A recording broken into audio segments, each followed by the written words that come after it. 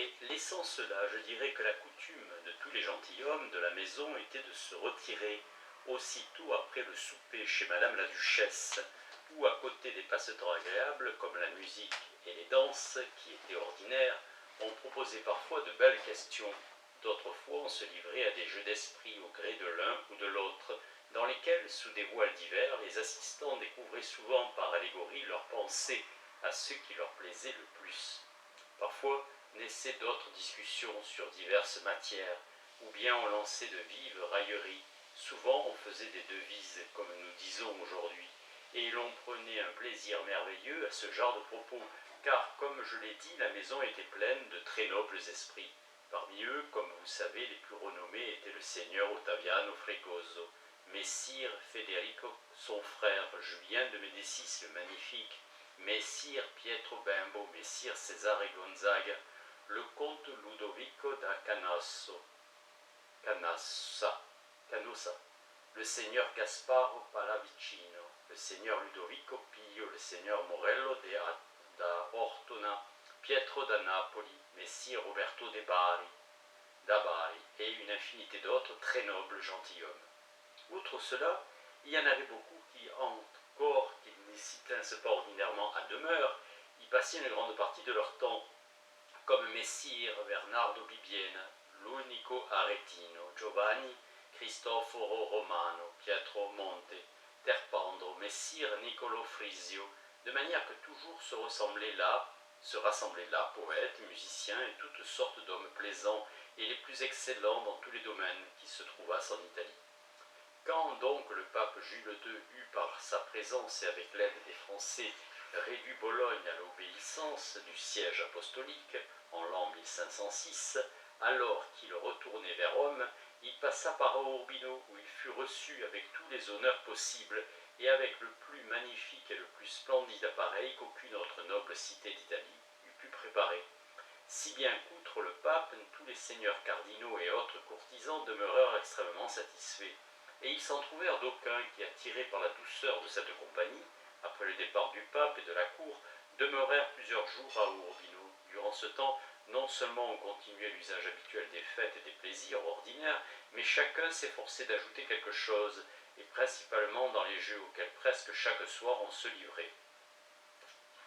L'ordre de ceux-ci était tel qu'aussitôt que l'on était arrivé devant Madame la Duchesse, chacun se mettait à s'asseoir comme il voulait, ou comme le hasard le disposait, en cercle, et en s'asseyant on était séparés, un homme et une femme, autant qu'il y avait de femmes, parce que le nombre des hommes était presque toujours beaucoup plus grand. Puis on se gouvernait comme il plaisait à Madame la Duchesse, qui le plus souvent en laissait la charge à Madame Emilia. Ainsi le jour après le départ du pape, alors que la compagnie était assemblée au lieu accoutumé, à l'heure habituelle, après beaucoup d'agréables propos, Madame la Duchesse voulut que Madame Emilia commençât les jeux. Et celle-ci, après avoir quelque peu refusé cette charge, parla ainsi. « Madame, puisqu'il vous plaît que je sois celle qui donne le commencement au jeu de ce soir, et que je ne peux raisonnablement manquer de vous obéir, je décide de proposer un jeu qui, je l'espère, me procurera peu de blâme et moins de peine. Ce sera que chacun propose, selon son avis, un jeu qui n'ait pas encore été fait. Ensuite, on choisira celui qui semblera le plus digne d'être joué en cette compagnie. » En parlant ainsi, elle se tourna vers le seigneur Gasparo Pallavicino et lui ordonna de dire le sien. Ce dernier répondit incontinent. « Madame, c'est à vous de dire d'abord le vôtre. » Et Madame Emilia répliqua. « C'est celui que je vous ai dit, mais vous, Madame la Duchesse, obligez-le d'être obéissant. » Alors la Duchesse dit en riant. « Afin que chacun ait à vous obéir, je vous fais ma lieutenante et vous donne toute mon autorité. » « C'est vraiment chose étonnante, répondit le seigneur Gasparo, qu'il soit toujours permis aux femmes d'avoir cette exemption des peines, et il serait certainement juste de désirer en comprendre de quelque manière la raison, mais afin que je ne sois pas celui qui donne l'exemple de la désobéissance, je laisserai cela pour une autre occasion, et je dirai ce qu'il me revient de dire. » Et il commença ainsi. « Il me semble que nos esprits soient différents dans le jugement, quand il s'agit d'aimer aussi bien que pour le reste. Et de là, il advient souvent que ce qui est très agréable à l'un est très déplaisant à l'autre. Mais malgré cela, il s'accorde toujours en ce que chacun tient pour très cher la chose aimée, si bien que souvent l'affection excessive des amants trompe leur jugement, en sorte qu'ils estiment que la personne qu'ils aiment est la seule au monde à être ornée de toutes les plus excellentes vertus et à n'avoir aucun défaut. mais parce que la nature humaine n'admet point ces perfections si accomplies, et qu'il ne se trouve personne à qui rien ne manque, on ne saurait nier que cela se trompe, et que l'amant devient aveugle à l'égard de la chose aimée. Je voudrais donc que ce soir notre jeu fût tel que chacun dit de quelle vertu il voudrait que fût principalement ornée la personne qui l'aime. Et puisqu'il est nécessaire que tous aient quelques tâches, quels défauts pareillement, il voudrait qu'il y ait lu pour voir qui saura trouver les vertus les plus louables et utiles, et les défauts les plus excusables, et ceux qui sont les moins nuisibles à celui qui aime, à celui qui est aimé. Et à celui qui est aimé. Quand le seigneur Gasparo eut dit cela, Madame Emilia fit signe à Madame Constanza Fregoso, puisqu'elle était là, suivante dans l'ordre, de prendre la parole à son tour, et déjà elle se préparait à parler quand Madame la Duchesse dit soudainement « Puisque Madame Emilia ne veut pas se donner la peine de trouver aucun jeu, il serait juste que les autres dames partageassent le même privilège, et qu'elles aussi fussent exemptes de cette peine pour ce soir, d'autant plus qu'il y a tant d'hommes en ce lieu que les jeux ne risquent pas de manquer. » Ainsi ferons-nous, répondit Madame Emilia, et imposant silence à Madame Costanza, elle se tourna vers Messire César Gonzaga, qui était assis à côté d'elle, et elle lui ordonna de parler. Il commença ainsi.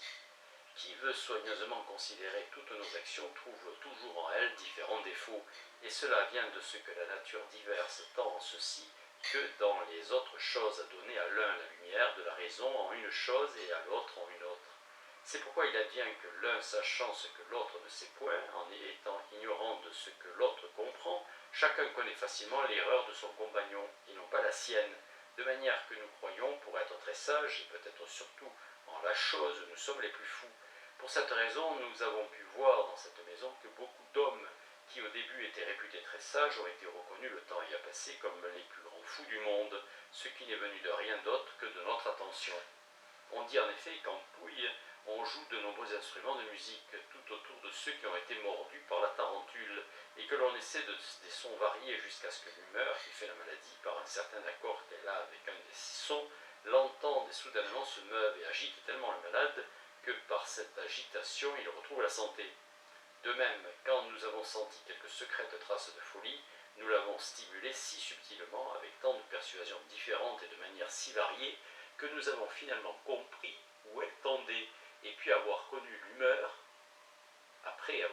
l'humeur, nous l'avons si bien agitée que toujours elle s'est trouvée amenée à la perfection de la folie déclarée, et l'un s'est révélé fou en vers, un autre en musique, un autre en amour, un autre en danse, un autre en pantomime mauresque, un autre en équitation, un autre en escrime, chacun suivant le filon de son métal, d'où se seront suivis, comme vous savez, des plaisirs merveilleux. Je tiens donc pour certain qu'en chacun de nous se trouve quelque semence de folie qui, réveillée, peut se multiplier presque à l'infini.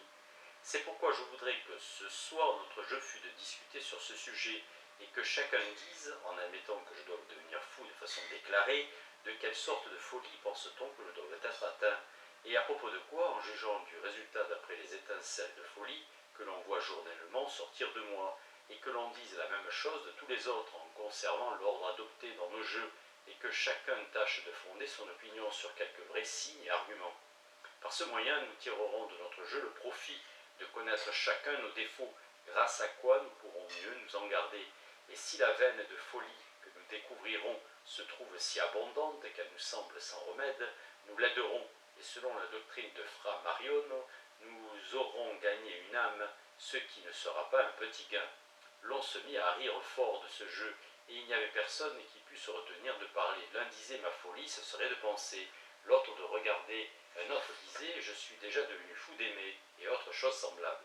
À ce moment-là, Fra Serafino, riant selon sa coutume, dit « cela serait trop long, mais si vous voulez un beau jeu, faites que chacun dise son avis pour savoir d'où vient que les femmes ont presque toutes en haine les rats et aiment les serpents, et vous verrez que nul ne frappera au but, sinon moi qui en connais le secret, par une étrange manière. » Et déjà il commençait à débiter ses comptes, mais Madame Emilia lui imposa silence, et sans s'arrêter à la dame qui était assise là, elle fit signe à l'unico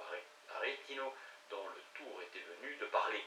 Et ce dernier, sans attendre d'autres commandements, dit « Je voudrais être juge avec l'autorité de pouvoir, par toutes sortes de supplices, arracher la vérité aux malfaiteurs, et cela afin de découvrir les tromperies d'une ingrate, qui, avec les yeux d'un ange et le cœur d'un serpent, n'accorde jamais sa langue avec sa pensée, mais avec une feinte et trompeuse pitié, n'a d'autres intentions que de faire l'anatomie des cœurs.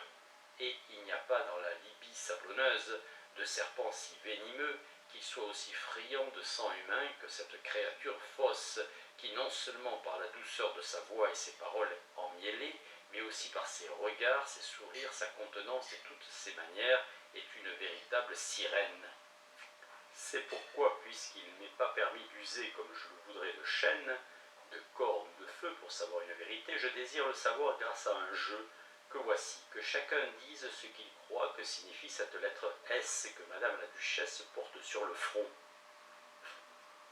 Car bien que ce soit encore un voile artificieux pour pouvoir tromper, on lui donnera peut-être quelque interprétation à laquelle elle n'a pas pensé,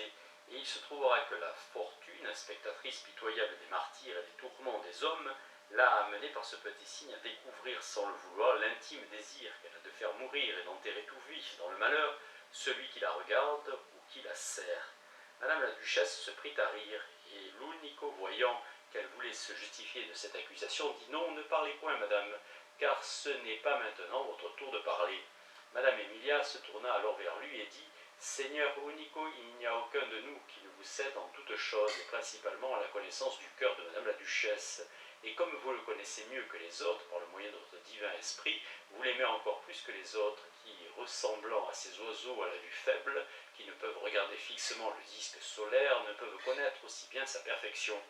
C'est pourquoi tout effort pour éclaircir ce doute serait vain, à moins que l'on ne possède votre jugement, que cette tâche dont vous soit réservée, puisque vous êtes le seul à pouvoir bien s'en acquitter. » L'unico se tut un moment, puis on lui demanda à nouveau de parler. Alors il finit par réciter un sonnet sur le sujet dont il avait été question, révélant la signification de cette lettre S. Ce sonnet, beaucoup estimèrent qu'il avait été improvisé, mais comme il était plus spirituel et mieux limé qu'il ne semblait possible dans un temps aussi bref, on pensa pourtant qu'il avait préparé à l'avance. Ainsi, après qu'on eut joyeusement applaudi le sonnet et qu'on eut échangé quelques propos, le seigneur Ottaviano Fregoso, dont c'était le tour, commença en riant à parler de cette manière.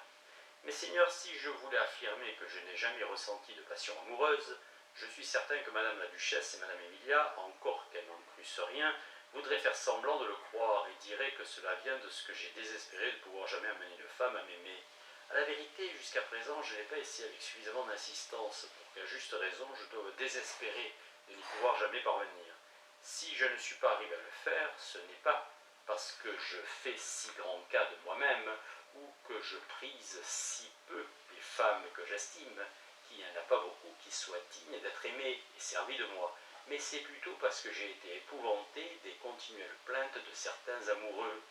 pâles, tristes et silencieux, semblent toujours avoir le mécontentement peint sur leur visage, et s'ils parlent, ils accompagnent chaque parole de certains soupirs redoublés, et dans leurs propos, il n'est question que de larmes, de tourments, de désespoir et d'envie de mourir, de manière que si parfois quelque étincelle amoureuse s'est allumée en mon cœur, je me suis aussitôt efforcé par tous les moyens de l'éteindre, non pas à cause de la haine que je porte aux femmes, comme pensent celles qui sont ici, mais pour mon bien et mon salut. J'en ai connu aussi quelques autres qui sont tout à fait différents de ces amoureux plaintifs. Ceux-là non seulement se louent et se contentent des gracieux regards, des aimables paroles et des doux semblants de leur maîtresse, mais assaisonnent tous leurs mots de douleur, de manière qu'ils tiennent les disputes, les courroux et les dédains de celles-ci pour des choses fort douces. C'est pourquoi de tels hommes me semblent plus qu'heureux, car ils trouvent une douceur si grande dans ces dédains amoureux qui sont considérés par les autres comme plus amers que la mort. Je pense que dans les démonstrations d'amour, ils doivent ressentir cette béatitude extrême que nous cherchons en vain dans ce monde. Je voudrais donc que ce soir, notre jeu fût que chacun dise, en admettant que la personne qu'il aime dût avoir pour lui du dédain, pour quelle cause il voudrait qu'elle fût amenée à un tel dédain. Car s'il y en a ici qui ont éprouvé ces doux dédains, je suis certain que par courtoisie, ils désireront une des causes qui les rendent si doux, et peut-être m'enhardirai-je à avancer un peu plus en amour avec l'espérance de trouver moi aussi cette douceur dans laquelle certains trouvent de l'amertume. Et de cette manière, ces dames ne pourront plus me blâmer en disant que je n'aime point.